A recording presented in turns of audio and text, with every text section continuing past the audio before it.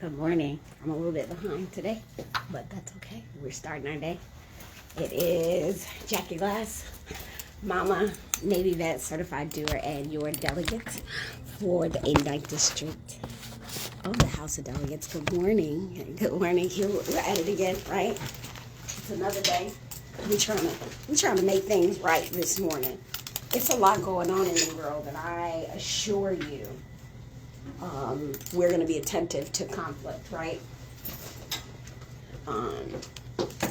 I hope that you are making today great. Good morning, Janice. Good morning. There's a lot today. There's a lot. We got this world that we're in right now. This world. If you have been paying attention to anything in the news, then you know something bigger than World War II is happening right now. So oftentimes there's conflict in the world, and as a everyday person, sometimes it's hard to see how that conflict will affect my life, right? So if you've seen what's going on with Russia and Ukraine and been paying attention, actually, let me ask, has anybody been following what's happening in Russia and Ukraine? Have we been following that? No. It's important. It's important. And I'm going to tell you guys a little bit about it. So right now, as of last night, so we thought that Russia was only going to sort of invade. Yeah, Steve, you paying attention to what's going on over there. It's heavy. So we thought I thought that, I don't think anybody expected Putin to go for all of Ukraine. Well, let me not say that. I think we suspected it, but all eyes were on the areas directly up against Russia. Like, all eyes were in this one space, but they said that last night, he said, like let's get it popping. And so what I want to do today is take just a little bit of time to sort of talk about how that conflict may affect you and me right here in the United States. Here's what's up, right? Some of the biggest things that I think we have to be concerned, some of the biggest things that we have to be concerned with is, one is troops, right? Because I think in the area, we already have like 6,000, not like 60,000 troops in that area, right? Between Germany and Italy. We are part of this organization called NATO. NATO is the Northern Atlantic Treaty Organizations, right? Northern Atlantic Treaty. And there's about 30 countries in NATO that we sort of help each other out politically and military wise if there's any sort of conflict. Like, us in these 30 countries agree that, freedom is important, and that we will guarantee that we keep our freedoms the way we so choose. And so the fact is that we've already got people in the area, and I think President Biden has said, hey, we're not going to send people to Kiev, which is the capital of Ukraine. We're not going to send people there. But between our troops, between cybersecurity, and that's this right here, between our regular security, just national security, and prices. Some of you guys already hit it, Denise, gas prices, Conrad, oil prices, worldwide markets are down. Yeah, to be quite honest, if you got a couple dollars, my chief of staff said this morning when I was walking out, she was like, if you got some money, you might want to invest. But the fact of the matter is that we don't have boots on ground there. We do have people in the area, and that there were 8,500 troops on standby as of yesterday to also deploy, right? So one, it's affecting families, right? We got families. You may know somebody directly impacted by the even thought of this. I'm not calling it World War III, but it is bigger than World War II. Like this happening. We've already been up, so that's troops. Cybersecurity. You guys remember the Colonial Pipeline shutdown. Russia is known for doing cyber attacks, right? And they can attack anything for us, from airplanes, hospital, gas stations. Like, these are the sorts of things that we have to be concerned with our own security. And look, probably the number one thing that I'm seeing as as you see in the chat is prices. Russia, and I was trying to make sure I got all of its production together, like all the things that Russia, while we don't import a whole lot of stuff from Russia, things that we do import have some reliance on them. They are a major producer of oil, as Conrad said, and natural gases. And they also are like the largest exporter of wheat. So while it's not stuff we're getting, right? It's not stuff. It's those raw materials that they have access to, that other people that give us our stuff. So like really paying attention to what's happened as we're trying to get some normalcy from the pandemic. Expect the unexpected. I know, like, I don't want y'all to we might just stop spending because of what's going on, but I wanted to start with that because I just want you guys to know that while it's happening over there, we also have a little bit here. Price gouging is ridiculous. We have there's a window that we need to be looking through as we start looking and saying, well, why the heck why gas prices going up? Why bread costs so much? Like really sort of understanding inflation is real, and we've sort of dealt with it. And part of this conflict is, Putin doesn't want us to let Ukraine to NATO. And I talked a little bit about what NATO was, right? Like, no, don't want because it doesn't. Anyway, this is a geopolitical fight, meaning it's definitely has a lot to do with the politics of things. And as I've heard it before, particularly with Vladimir Putin, oftentimes in situation like this, we feel it slightly, we feel it ever so slightly, but he's the arsonist and the firefighter, and then starts pointing at the person who's fanning the flames like they did something.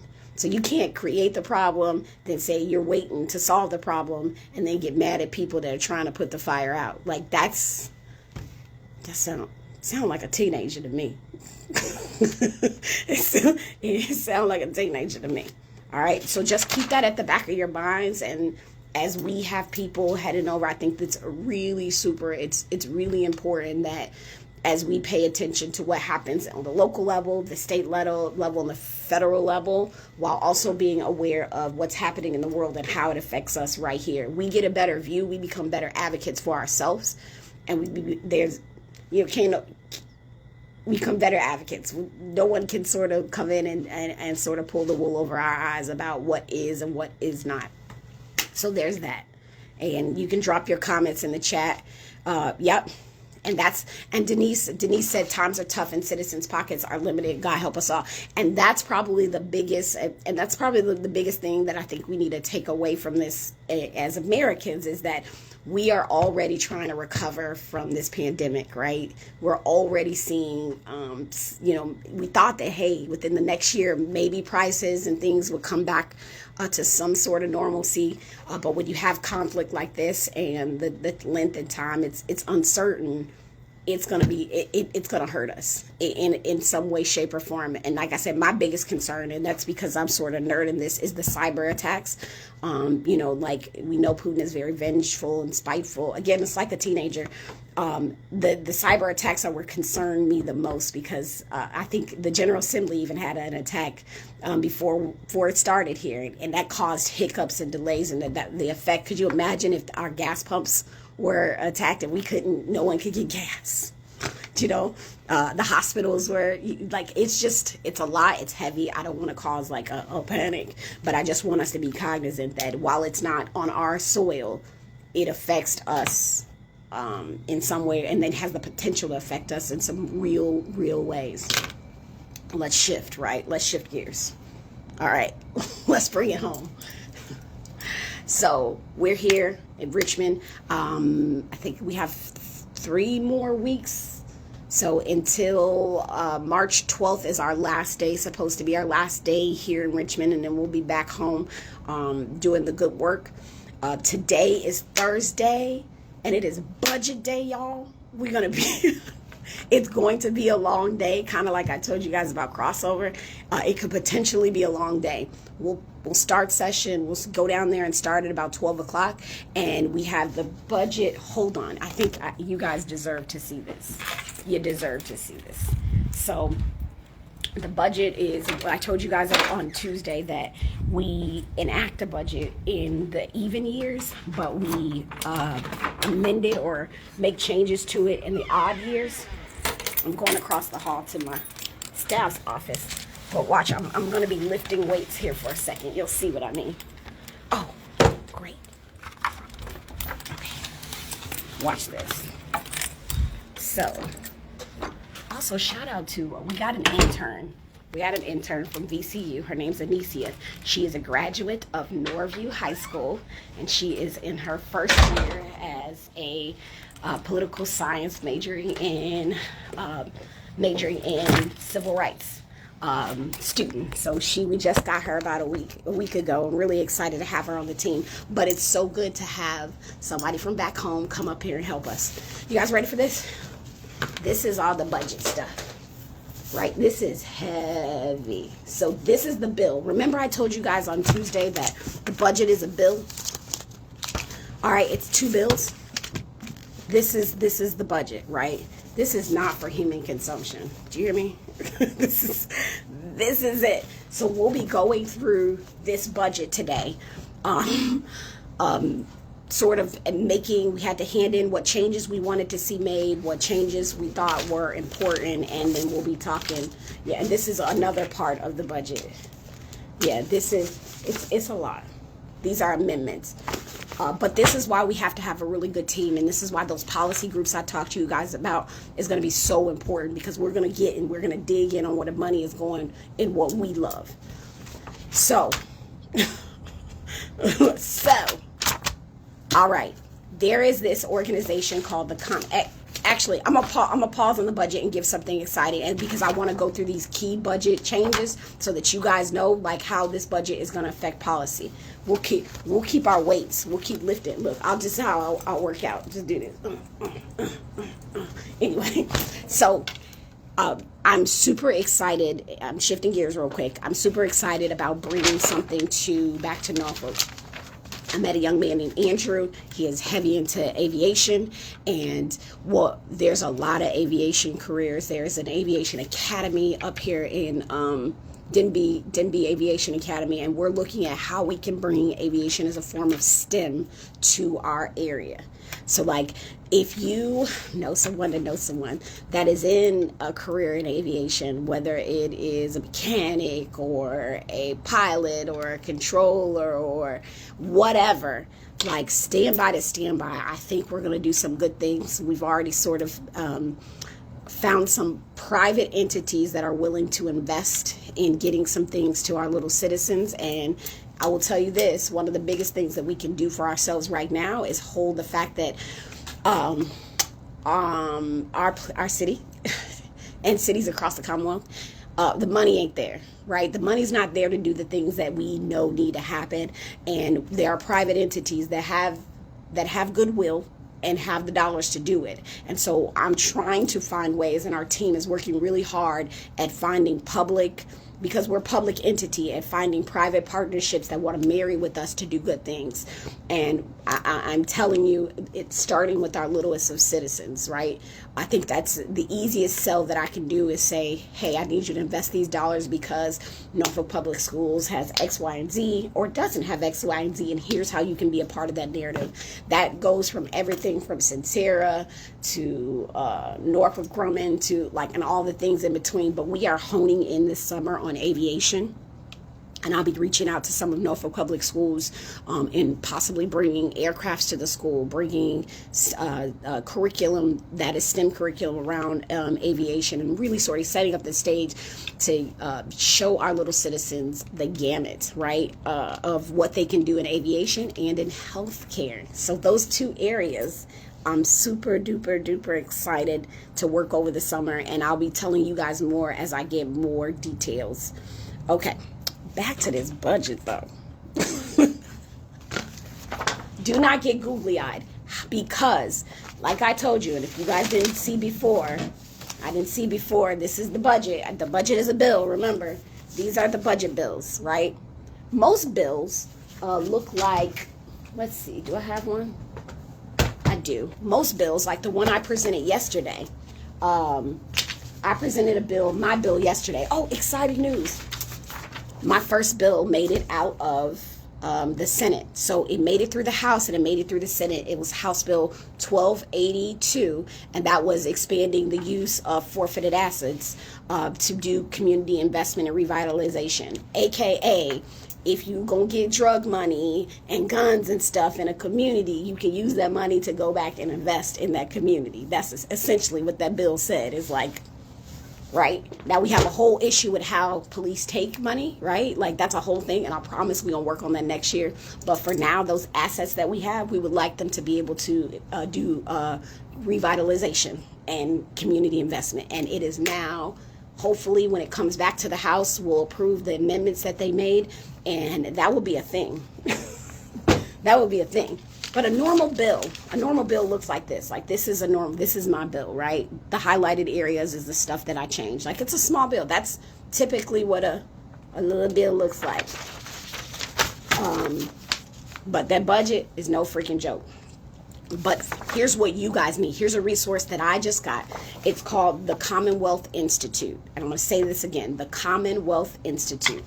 And I believe they are Commonwealth. And I'm going to double check right now to make sure that this website is right. This is a resource that we both can use because we need it. These folks focused on, see how we working together? This is how we doing it. They do a lot of fiscal analysis, meaning they are oftentimes, there we go, half sheet. They're a nonpartisan organization that they do sort of a deep analysis on how our budget looks so that like people like me can be like, okay, help me understand what the heck is happening here. Click. Yes, absolutely. That budget is like a Bible. It's massive. It's not. And I believe as I talk to the folks around me, I'm like, this is meant to be this way. It is. I don't necessarily know the art and the science to get through the budget, but I know that this sort of what is this? This is designed to keep you from seeing exactly what is going on, because let me remind you all is that the budget dictates the law. The law doesn't dictate the budget. So if it's in the budget and it's not a law, or the law says opposite, we default to the budget. So this is essentially how we govern. So when we say money matters, like, yo, the money tells us what we're going to do. Period. That's not even non-negotiable. So if they say, if the budget said tomorrow, that people could sell crack, tomorrow people would be able to do that. You know what I'm saying? Like that's real, even though it's of course on the federal level it would be illegal, but I'm just for giggles, that's exactly what it is. However, back to the Commonwealth Institute. So it's really important. This is why those policy groups are important, that we have people like you that are able to latch on to what matters most and help us digest it in a way that we can come up here and do good work.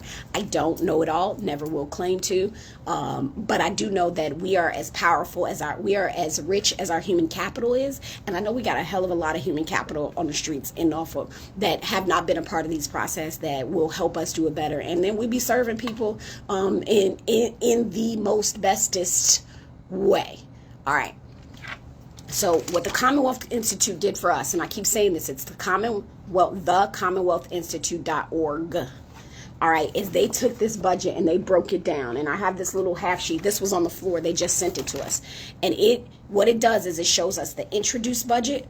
So right now, the budget we're working with, the one we're going to be working on all day today because we're voting on it today. Just a reminder, we're voting on this bad boy today. And we just got these books on Monday. Did you hear me? We got these books on Monday and we're voting on this today.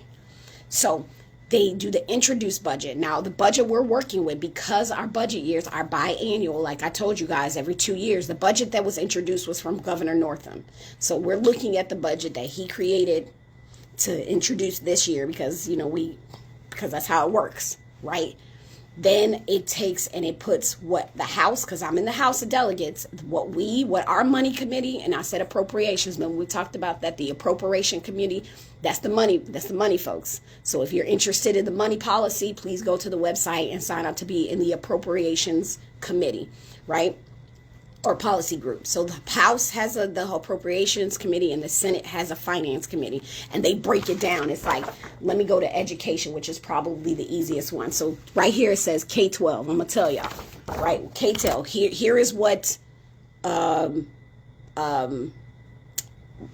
governor introduced. So sales tax is $152.5 million for K-12.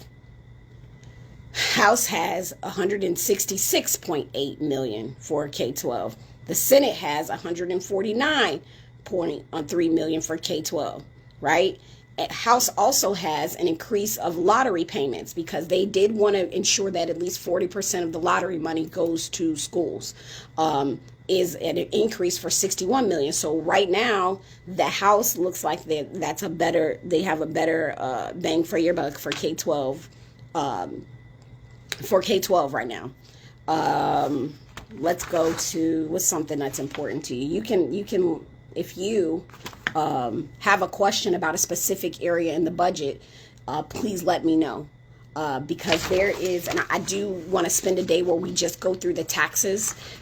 That'll probably happen once this is all said and done and we know what tax increases are or are not happening or decreases are or not happening. What I want to do is take some time where we can talk about, that's great that we're not going to be taxed for groceries, but also no part of that money went to schools and transportation. So if we're not getting that money, then where it's going? Where they going to get that money back at? So those are things. But I want you guys to understand too is that like the money is everything. Food to the do. There ain't no other way to put it. Money is all the things. If you would like a copy of this, I'm looking on the website, budget and revenue. Let's see. I'm looking on the website to see if I can get you guys. Actually, I have a link to this. Let me drop the link in here to the I can't do it now, it'll cut me off.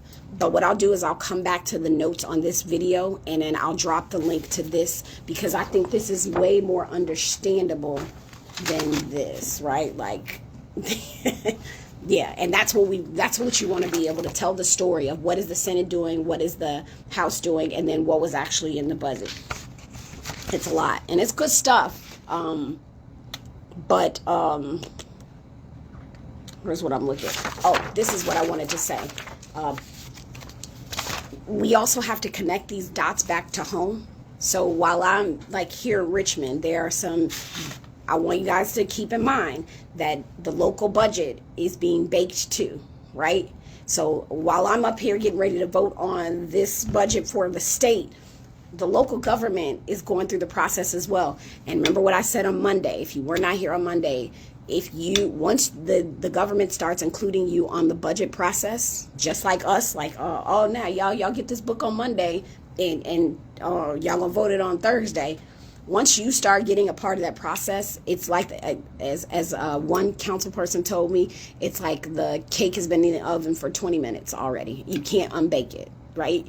So right now, if there are issues, concerns, or budgetary things that you feel like are important back at home, you need to be emailing and contacting your council people now because they're not going to start asking you questions about how you feel about the budget until like April or May. And they're talking about it like now. Departments already sent their, here's what I want, here's what I don't want, back and fall. So really be thinking about what that means. And I'm not saying, and I'm also saying, be a little bit more, be specific. I rolled through Ocean View and was like, God dang, this is a whole nother place. I moved there. I lived there when I first moved to Norfolk. Like, there's a lot of development happening in places and spaces.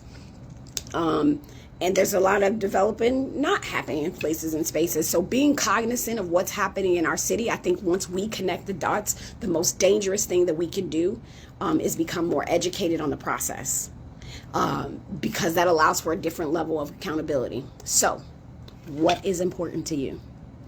Have you sent a letter? Have you reached out to your city council people before they say, oh, well, you know, the budget is we'll take your recommendations on this. So before they are able to give you this, tell them you want this, and then hopefully we narrow it down to this, which is closer to what we all want. And that same thing works up here, which is why those policy groups over the summer are going to make a difference, is that we walk in early before we start making conversations, before we start baking the cake or putting the ingredients in. I want to make sure that our ingredients are in there. We talked about this. Cliff, you said that's the struggle. How would I make this relatable, a moment of action? We have to get a general public involved in this matter. How do I do this? Sheesh, sheesh, sheesh. Hey, here's what it starts with, Clifton. Cliff, sorry, I keep saying Cliff because that's what your name says, and I know you go back, Cliff. So here's what it starts with. I think you start with what matters most to you, because you're able to articulate that in a way that is like, let me break this down for you. And we also have to start small and be happy to be small. These little things that we do add up. Oh, yeah. Okay, so thank you, Carrie. Thank you, Carrie. I'm looking for the state level one. I'm going to put the state level one from the Commonwealth Institute. And shout out to Carrie. Carrie is your neighbor down there in Norfolk, who has been coming up here once or twice a week to help out, just to help, just to make sure we stay above the ground. And I want to send a special thank you to you, Carrie, just for keeping us above the ground. So that's what I would do, Clifton. I would say, what is that one thing that you are like, you go real hard for? Like, for real. Like, it's like, I go hard for this thing. And there's so much. There's so much to get into. And, you know, one of the easiest things, not easiest, let me not say easiest, one of the things most people get involved in is education, right? But I don't know what your thing is. Your thing could be, I don't know, what is your thing? I'm trying to think of something. And then I want to help. And that's part of, I think, my job too, Cliff and you guys, is helping us find the language that makes it easier to communicate it to the masses. You said children nutrition. I'm going to tell you what. I just had a conversation with Centera the other day where we were talking about child nutrition, about some things that they're doing on the South Side. What I would like to do, if you're about it, right? If that's something that's important to you, I have somebody I want to connect you to who is doing work in the community with an organization called Feast. And that's where I think you'll see that you get around folks that are talking about this, not only in practice in the community, but in policy and in theory. Like, we have to dream big, and then we have to execute at 80%. Nothing's going to be perfect, and be trying things. That's where I think you should start. I really do. So let me message you. I'm writing this down. Carrie, do you see me writing it down?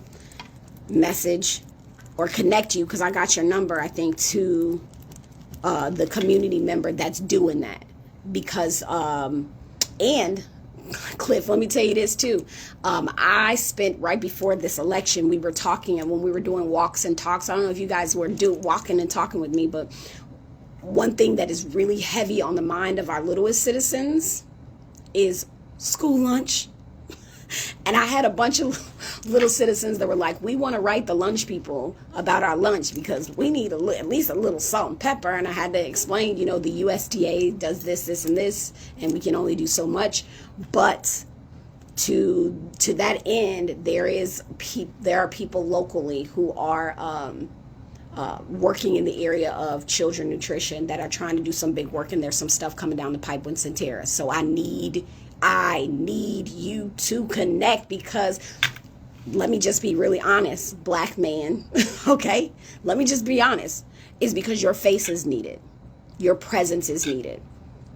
Especially in the communities where we're talking about what nutrition is, what it could look like, and what is needed. So I need your chocolate masculine face in front of some children, okay? And talking about nutrition, because that's a whole thing. Okay, so Carly said, gotta hop off, but I'm thankful. Oh, no, thank you, no worries. We're going to get this. We're doing this. And I got to hop off, too, because there's so much work to do today. I keep laughing, but this is not funny, okay? What other book at? This is not funny. This is real. And there has to be a better way. Remember, this is the barrier to entry. This is how folks keep us out. That's how they keep us out. They make the information hard to digest and hard to find. So we're going to set up the structures to do better. Because when we know better, we try to do better. And I'm always open for your insights. I so appreciate you guys taking the time to spend a little bit with me this morning.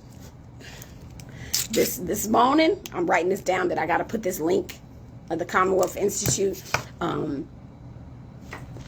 This is just the beginning, right? We got to set ourselves up for success. This is just the beginning. Pay attention to what's going on locally with the budget. Also, you guys are going to have some redistricting stuff coming up. I think I'm going to be talking about redistricting on the state level, what that looks like for us, because we know what the maps look like, and on the local level.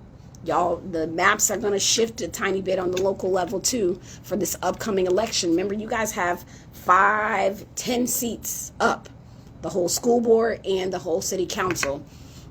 Those elections are this November. Yeah, you know, this November. So now's a good time to be advocating, to really be trying to, talk to your folks that represent you. That's right. Now's the time. Now is the time. There's so much going on. But until next time, I am Jackie Glass, mama to some amazing little citizens, Navy vet, certified doer, and your delegate. I stay laced up, the laced up legislator. I have to say that because my sneakers, we always stay laced up because we don't know what we're going to have to do. We might be running from a fire. I feel like we're running from one now. This daggone budget. But I will see you guys on Tuesday. And if anything happens in the interim, we will definitely make sure that we stay abreast. And shout out to the team for keeping this, our social together. We're trying, and we do take feedback. Remember, as always, you can email us at DelJGlass, that's DelJGlass, at house.virginia.gov, at house.virginia.gov. Del is short for delegate, J is for Jackie Glass, because that's who I am. At house, I'm in the House of Delegates, .Virginia, that's the state we live in, .gov, because we with the government. Okay? I appreciate you guys, and then I'll see you on Tuesday. Make it a great day.